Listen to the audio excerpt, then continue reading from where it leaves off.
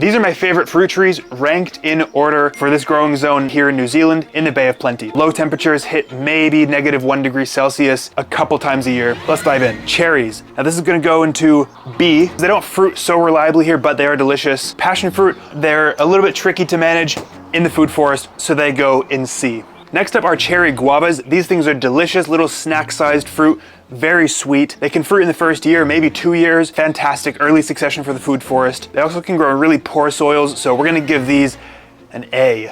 Tamarillo. These are a nice medium strata, early succession. Again, they can fruit in the first year, especially 2 years. We're gonna give them a nice solid B. They're delicious, fruit fast. They just have a little bit of difficulty with the disease and the frost pressure. Up next is the ice cream bean. Now this is a nitrogen fixing tree. It's meant to grow really quickly, but for us here in this zone, it's just not warm enough. They get nailed by the frost, so they don't grow as quickly. The fruit tastes nice, tastes like ice cream and cotton candy, but it's not the kind of satisfying fruit that you get like biting into an apple or a plum or a pear.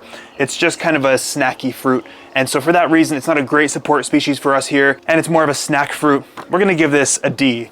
Still a nice fruit, but it's going in the D category. Up next is macadamia. Now these are absolutely delicious. The only downside is they take about 8 to 10 years to begin fruiting from seed.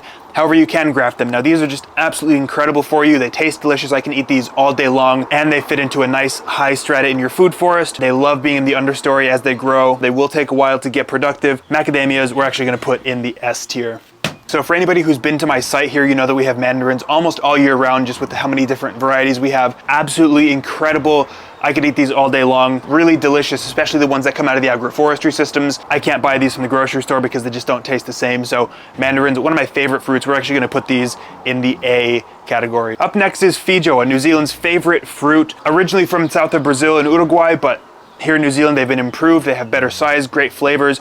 And so these are just prolific here. Everybody loves them until you get to that point in the season when there's just too many. Everyone's sick of feijoas. You can only eat so many, but a really fantastic fruit, really tolerant of poor conditions, wind. They can take direct sun. They can take a low strata position as well in the food forest. So really versatile. Love these things. B tier. The South American egg fruit, or the lucuma, this is a fantastic one. It's really interesting because it's not that juicy. It's more of like a hard-boiled egg yolk texture. And it's got that same color. It's quite chalky, but it's really nice. It has an almost caramel and citrus kind of flavor. Really great for sorbet, not so great for just fresh eating. You can only eat, so many of them. A little bit less common. Really nice flavor though, so we're gonna put this in the C tier. Ooh, we love a good pomegranate. Great for Mediterranean conditions, really hot, exposed, and dry. They do come with some downsides though. They're spiky, they're a little bit harder to prune and manage. As well as eating them, you have to kind of like pick all the little pieces out. Still a great fruit, but for that reason, we're gonna put these in the D tier. Up next, we have the legendary avocado. I eat these pretty much year round with every single meal. Fantastic, really great fat oils, good for the brain. You almost can't overdo it with avocados. They grow great from seed. You can graft them. Great as a support species as well if you have good access to seeds and they grow nicely. Avocado going in the S tier. Up next is lemons. Now, they're great, but you only need a handful of lemons each year probably. So I'm gonna go ahead and just put this in the D tier. Pineapple. Now, when it's nice, it's nice. Spiky though, and it's kind of hard to grow here outdoors, so for that reason, it's gonna be in the B tier. Loquats. Now these are a favorite of mine. They grow super easy from seed. They produce lots of organic material, so they're a great service species. Also got a really delicious fruit. We're gonna put these guys in the B tier. Currants. Now these are a shade tolerant berry for a temperate kind of climate. To be honest, there's so many better berries. There's so many other low strata species for a temperate condition, but they are nice. D tier. This is a really good one. This is the American pawpaw, or Asimina triloba. It's probably the most cold tolerant annona species related to the cherimoya and the soursop from northeastern United States. Deer resistant, fantastic flavor in a medium to a low strata. Fruits within a handful of years from seed. Absolute killer in the food forest. They grow as a thicket, so they're just gonna be basically the whole understory of your temperate food forest. We're gonna put these in the S class 100%. They taste like mangoes and bananas. Navel oranges. Hard to have enough of these, especially because they're a winter fruit when not many other things are fruiting. Great for fresh orange juice and just fresh eating. A tier. Blueberries, another really fantastic low to medium strata for a temperate system. Can't overdo it with the blueberries. Really healthy, great for you, especially because you don't want to buy them from the grocery store because they're usually covered in poisons. Fresh blueberries from the food forest, that's definitely an A tier. We got some more berries. These are the alpine strawberries. Again, great for the understory of a food forest, but they're not as productive once it gets shady as I would like them to be, but they do make for a fantastic ground cover. We're gonna put these in the D tier. Really easy to propagate as well. Ooh, look at that, our first nut tree. We have pecans here. These are fantastic species for the emergent layer of your food forest, and they're one of the easier nuts to eat. If they're a paper shell variety, you can just crack the shell. No processing required. Absolutely delicious and great overstory. We're gonna put these in the B tier. Did I say B tier? I meant to say A tier. Hey, real quick, if you're in New Zealand and you want to grow these trees in your food forest, go to Subtropica. I have a discount code. Now, I don't get anything for this, but they'll ship these directly to your door. Fantastic quality of plants. I plant a lot of them myself. Go check it out. Link below. Back to the video. Another absolute rock star of the food forest world is the banana. Now, she's the queen of agroforestry, not just because of how productive and abundant they can be as a carb source, sugar, but also just how many functions, how multifunctional they are in a food forest. For organic material, for shade, for microclimate, so many services. Banana definitely deserves the A tier. Sugarcane, this is a fast growing accumulator species. They want that emergent sunlight for the first few years of your system. Really delicious, great for juicing, easy to propagate. It'll grow in more poor conditions, but unless you're gonna do a little bit of processing like juicing it, it's a little bit harder to eat just fresh. You can do it, but it's not as easy as some of these other fruits. So we're gonna go ahead and put that in the C tier. Nectarine, now these are fantastic. They're delicious, really juicy in the right climate, but here we have a little bit too much humidity at the wrong time of year, so they're really susceptible to fungal disease and infection. So for that reason, these are gonna go C tier. Grapes, absolutely love them. A little bit hard to integrate into the food forest just because they're a vine, so you just have to be a little bit careful and the management's a little bit more difficult, but absolutely fantastic. B tier for sure. Olives, absolutely love them. I eat them all the time. However, they're a little bit process intensive if you don't have a whole setup for them, whether you're trying to make olive oil or just preserve them. Great food, but they're gonna go in the D tier. Great for Mediterranean climate. Ooh, one of my all-time favorites, elephant garlic. I love this stuff. You can perennialize it. It's really productive. Big cloves that aren't quite as intense, so you can have more of them. In the A tier. Now, despite how slow growing these things are and how long they take to produce, they're jaboticaba. These are gonna go in the S tier. Absolutely delicious. The Brazilian grape tree, fantastic, but they do take a while. Low to medium strata for the food forest. They love a wet spot, jaboticaba. Now, if you don't think apples belong in the A tier, you just haven't had a good fresh apple. If you're only buying them from the grocery store, they don't taste that good, but as soon as you start eating fresh apples, big, crisp, juicy, they're an A tier for sure. And the same with figs, you just can't beat a good fresh fig right off the tree. A tier.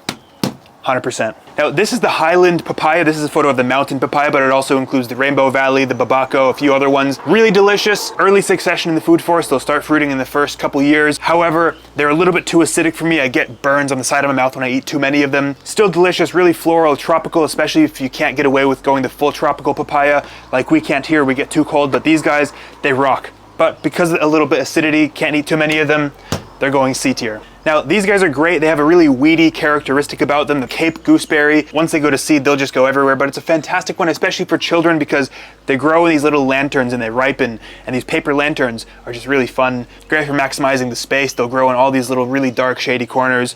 Cape gooseberry, D tier. Apricots, really great, but similar to the nectarines, are just susceptible here to the humidity and the fungal pressure. These are gonna go C tier.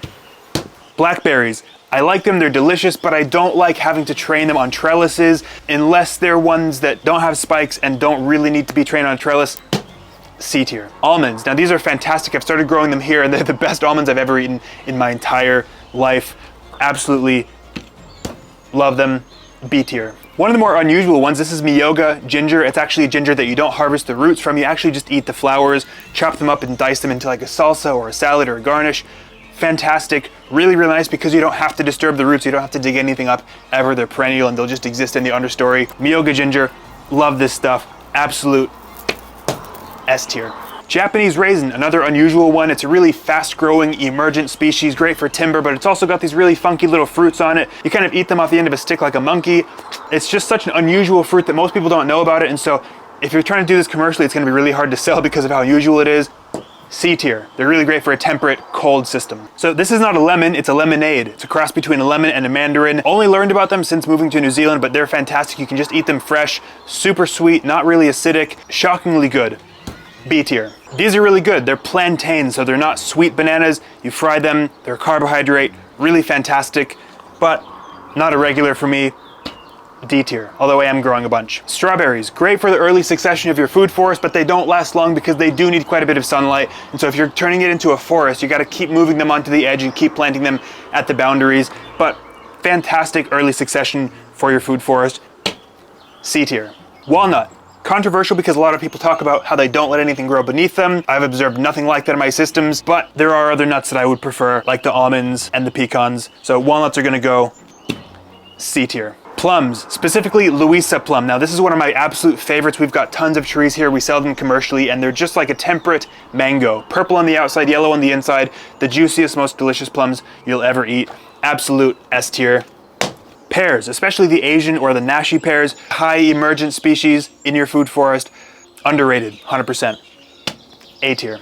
Mulberry, another really underrated tree. It's great fodder for animals, grows really easily from cuttings, fruits super fast, tolerates heavy pruning, great organic material. So many fantastic qualities about the mulberries, plus the delicious fruits. A tier. Limes, now they're great, but you only need so many of them. D tier. Raspberries, one of my absolute favorites. We're trialing so many different varieties here. Some of my favorite crop twice in the year, early spring and midsummer. And most of them don't need trellises. They'll just shoot straight up, almost be as tall as me with no trellises required. Bowlfuls every single day, more than I could eat. Absolute S tier. This is a more unusual one. It's the white sapote or the casimiroa, also known as the Mexican apple. You gotta leave it till it's really, really ripe, really creamy, really delicious, kind of like a custard apple. It's a bit more tolerant to frost than the other subtropical species. Absolutely incredible. B tier for sure. Peach, really similar problem to the nectarines and to the apricots. It's just too humid here, but if you can nail it, if you can get the ones grown from seed that are a lot more disease resistant, fantastic, absolutely incredible. B tier. And our last one, this is one of my all-time favorite fruits. I have hundreds of them planted throughout my entire systems here, the cherimoya. Custard apple, unbelievable flavor, especially if you harvest it just at that right time. And yes, I'm super aware that not all of these are fruit trees, but they're my favorites. I've also got other cards that aren't fruit trees. We can make more videos like this, but these are my favorites. I just realized I forgot to put persimmon on the list. S tier for sure.